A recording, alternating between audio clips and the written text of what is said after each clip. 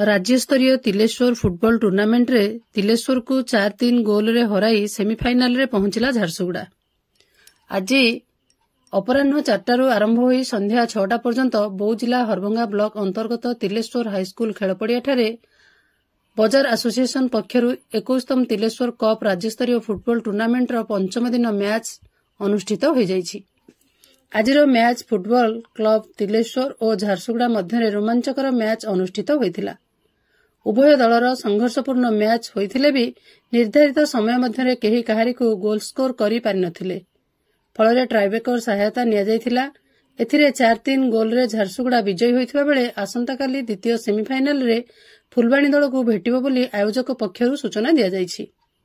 एथिरे मुख्य अतिथि भावे समाजसेवी सुभाष प्रधान, स्वतंत्र अतिथि भावे पुराणाकटक रेंज अधिकारी जयंत कुमार दास, आडेणीगढ़ पंचायत सरपंच अजित प्रधान, समाजसेवी गौतम प्रधान जोग दैथिबा बेले सम्मानित अतिथि भावे एसोसिएशन मुख्य उपदेष्टा प्रशांत प्रधान, सभापति अर्जुन प्रधान और संपादक महेश्वर महापात्र मंचसीन थिले।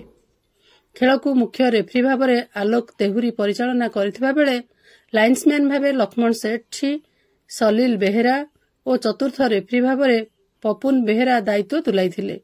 सिमुन नायकଙ୍କ द्वारा खेलर धाराविवरणी प्रदान करा जायथिला।